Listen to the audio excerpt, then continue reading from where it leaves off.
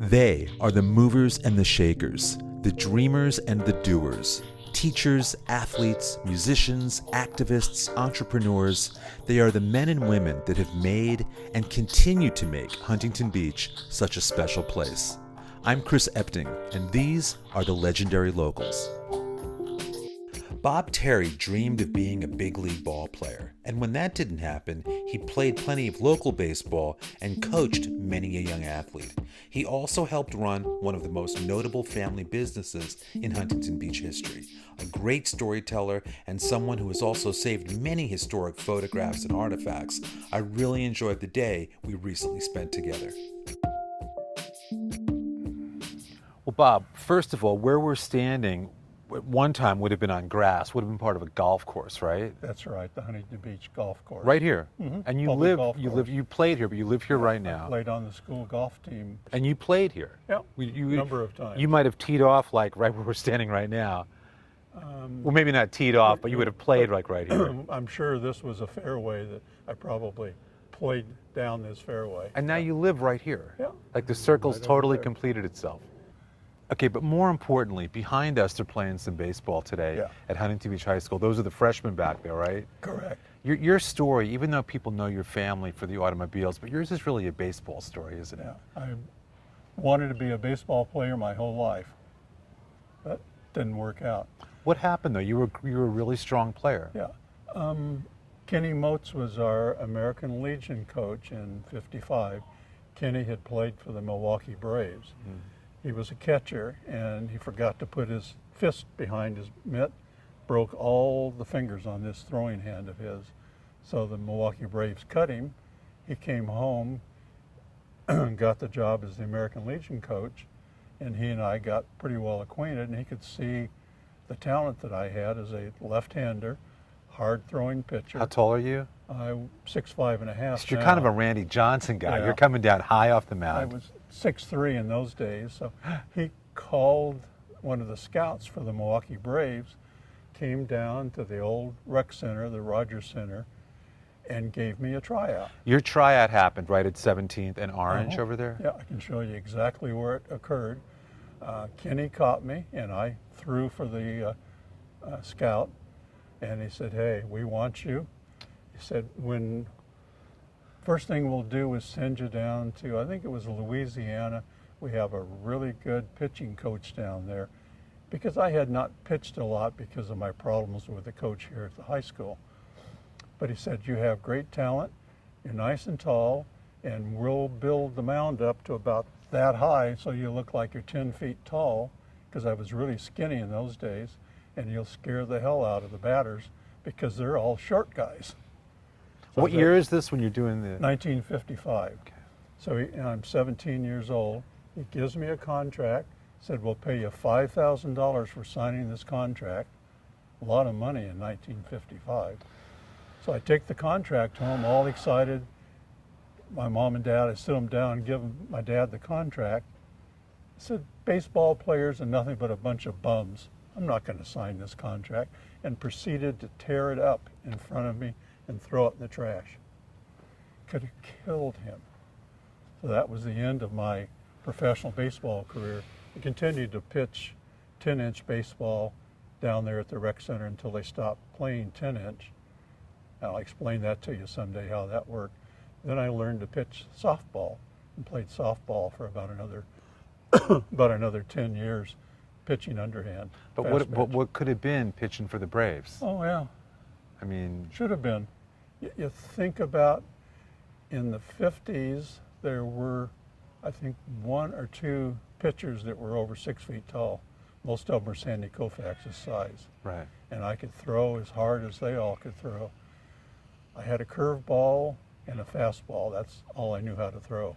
But with that pitching coach, he could have turned me into Bob Feller. Who knows?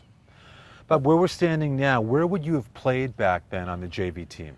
Not here. This field wasn't here, right? No, was the varsity field. This was right here? Before they built the one up in the corner. That was where the varsity played, and I played a half a dozen games there. So you played here back in the 50s, right here? 1954. Then they moved me to the JV. which was up at the other end of the field, and that's where I spent my last year on the JVs up there. You mentioned having a problem with the coach. What was that? I guess I shouldn't cuss on No, recorded stuff. But I came out for the baseball team my junior year, and when it was my turn to take batting practice, Bob Isakowski, our starting pitcher, was pitching batting practice, and the first pitch he threw to me, I hit it over the right field fence into the tennis courts. Yeah, everybody thought it was an accident. So he threw me another fast pitch right down the middle. I hit that sucker over the fence also into the tennis courts. And with that, Coach Flanagan blew his whistle, stopped the practice.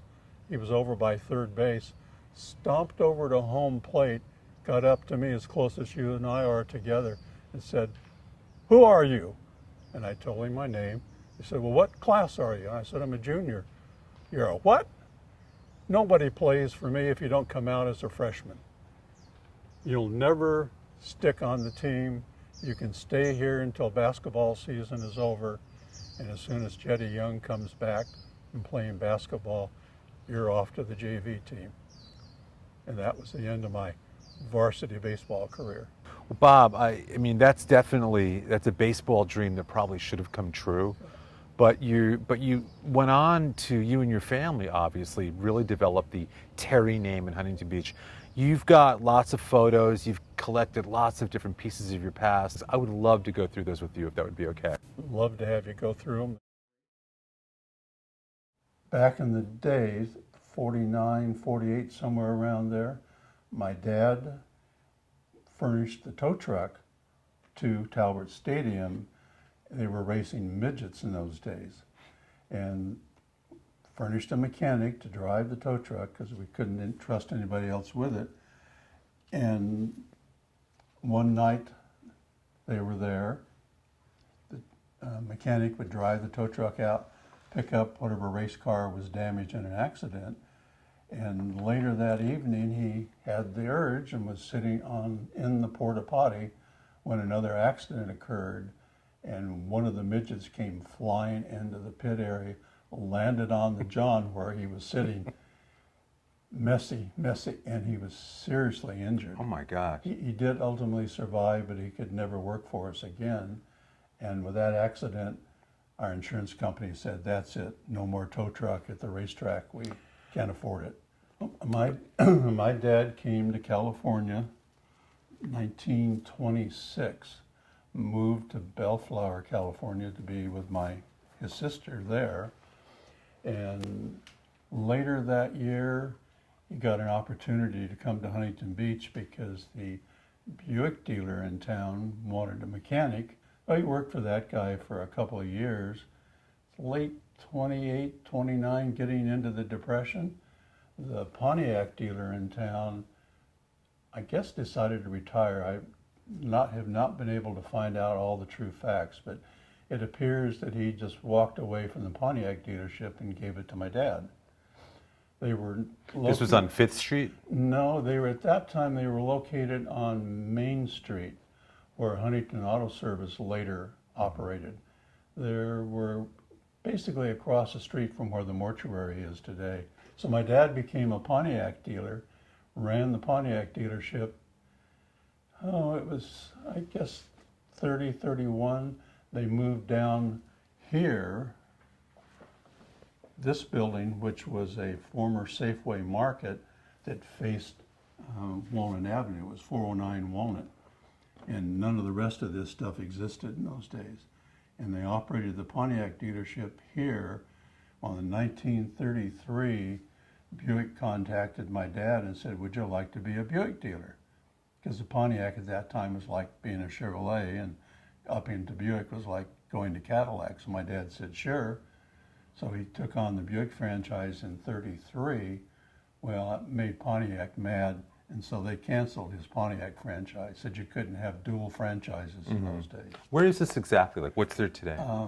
Today there is a commercial building. I think there's like a waffle Yeah, chicken I waffle was going to place say, there. yeah, that's right here on the corner of Fifth and Walnut. All right, so I get it. So this is Fifth Street right here that we're looking at. And the address to the showroom was 122 Fifth Street. But if you look closely, you'll see this in an open area back there. You can just barely see the pipes. Well, that's where Axelson Brothers had their first oil field pipe shop.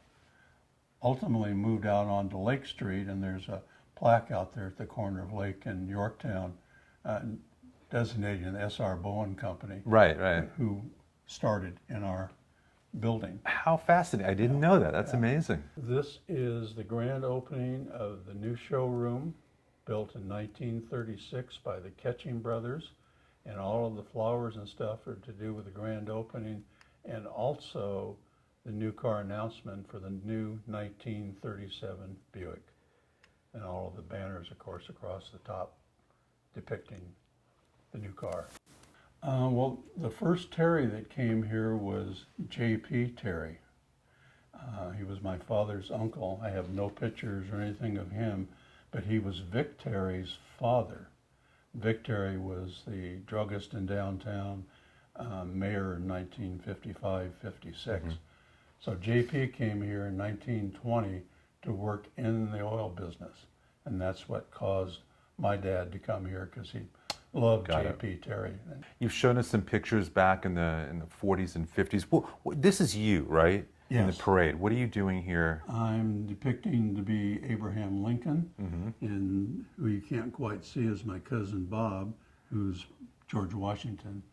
Would you do a lot of this promotionally as part of the dealership? No, this was because of the Assistance League. My mother was in the Assistance League, and this was their float. In the 4th of July parade. That's right. You've got probably in the 50s. You've got other shots here. What's this one here? This one is my dad, and I don't know when it was done, but I'm assuming it was in the 30s, because looking at his age, that's pretty much looks like he's 30 years old. And here's another angle of the same day. Same thing. What's interesting here is you can see the bleachers with right. kind of the grass hill right there. That was before they cemented them in. Right. And we can see that wooden railing up there, and I think that house is still there. I think it is too. Isn't that where the hamburger joint TK is? Burger. Yeah, it's right next to it, right. Yeah. That's a fascinating shot. You've got this one as well, another float shot from one of the parades. This is Whitey Walker sitting up there on the float. And the interesting thing, you can see Warner's hardware store here. V.E. Rosenau was one of my closest friends. His dad was the manager. And this is a dime store here. So Bob, when you look at these shots now here, what was your role at the dealership in images like this? Because these are really classic shots. Well, the day in 1960, when my first day at the dealership, I had worked there my whole life. Right. In 1960, I was now the general manager, sales manager, chief salesman, bottle washer, everything that you could be, because it was a very small dealership. And this is a picture of an Opel that we had done a drawing, and this lady won the drawing, and so she's getting a free Opel. And of course, there's the police substation. Still there, yeah. Yeah. And in those days, it was a boarding house. Now here we see the Surf Theater. Yeah. First of all, this was my dad standing here, Mr. Burrid, the owner of the car, sitting in the car. He was the executor of the Hearst Estates, William Randolph Hearst. He said to my dad one day, "We're getting ready to give the Hearst Castle to the state. Would you like to go up there and spend a week while the servants are still there? You can sleep anywhere in the castle that you'd like." And my dad, being the typical Texas or Tennessee boy, said, "Hell no. Who wants to spend a week in a castle? Musty old thing." Why was he there? What brought him to Huntington Beach? I'm not sure what brought Mr. Burrid to Huntington Beach. He lived down on Ocean Front and Sunset. Oh, so he was local. Yeah, he was local. Did he buy this car? The head of Buick in 1954, which this car is, was Harlow Red Curtis. Well, Mr. Burrid was a close friend of Harlow Red Curtis. So Mr. Burrid got the first new Buick built every year, built to his specifications, and that's what this car is. Wow, it's a beautiful And car. so Mr. Bird would drive it back from Michigan, bring it immediately to us, and he had a favorite mechanic, Tom, and he had Tom tear the engine down, completely go through it, regrind the valves, check all the dimensions to make sure it had been assembled properly back in Flint, because he had lots of money. And one more thing. Yeah. If you look at the marquee, you can see the word sisters. Well, it was the Bell Sisters. The Bell Sisters were famous for the song Down in Bermuda in 1954. The Bell Sisters were Huntington Beach High School students from Seal Beach. And Sharon Struthers was the older of the Bell Sisters singing group and a good friend of mine in my class. This shot to me is incredible. I've never seen this or this angle. Well, this is 1955. Yeah, this oil well here is a drilling rig, and that was Terry number 1. And then there ultimately was another rig drilling here, which was Terry number 2. And they slant drilled underneath the dealership over to Main Street where the oil was. And that was the Surf Theater. And then the alley runs here. The Worthy property is over here. Is that the old Greyhound bus station? No, that was, this building was torn down and they built a new building. Bob, wrapping up here, I want to kind of get back to baseball because I know you're a baseball guy. I'm a baseball guy as well. This picture of the Huntington Beach High School team is really something. First of all, why don't you show me? I think I know who you are, but why don't you point yourself out? That's me right there. What year are we talking here? 1954, the junior varsity team. Coach Lee Mosteller and Ken Corey, who went on to be a state official. You used to also play over at the park at 17th and Orange as well, right? It was a recreation center as far as we were concerned. Right. Because the buildings that were there had ping pong tables, pool tables. But there was a lot of baseball played there, right? Oh, yeah. We're at the Senior Center, which was the rec center. Where would we have been standing back in the 1950s? We're standing almost on home plate, as best I can remember. They started playing baseball here in about the 1940s or so. Yeah, the late 40s. I think the rec center, these are a couple of buildings that were part of the Army Air Corps base over World War II barracks they brought over. Specifically for we teenagers to have a place to congregate, play ping pong, pool, that kind of thing. What else happened here? Who else played here? What would go on here? This, to me, as a former ball field, is really important. Well, we had the 10-inch league, which was a 1-inch larger baseball, shorter base paths, 65 feet. Pitching distance was 57 instead of 60. Right. That game was played here for probably 6 or 7 years. Also, you had recreation departments, high school girls softball teams played here. And you coached here, right? I coached the girls softball for the city for 25 years. Right here? Right here. And the church league played blooper ball here. Blooper ball was a 16-inch fleece ball. It was spongy. And if you could hit it over the shortstop's head into the field, you'd hit it really, really well. Now it was 5 guys and 5 girls on a team, and you pitched to yourself. You also mentioned that the famous Orange County Lionettes played here. They played an exhibition game only here. This is the renowned women's softball team. They were world champions. Fast pitch. They were better than most of the guys. And what happened here? Frank Sorelli had his own men's team that played around in the county. He invited the Lionettes, because I think he was an assistant coach with them for a while, to come down and play an exhibition game against his team, which they did, and the girls smoked him. Now get us, Bob, it's about 1954, 55 when you're here. What year is it exactly? I started playing here with the DeMolay team in about 52, 53. Listen, Bob, I want to thank you for walking me through a part of your life and part of your family's life here. It's you are absolutely a legendary local, and I'm proud to call you a friend and be friends with you. And thank you so much for pulling out so much of your life here like this. You're more than welcome. I'm happy to share it, and there's lots more for a future segment. We'll come back and do a second episode.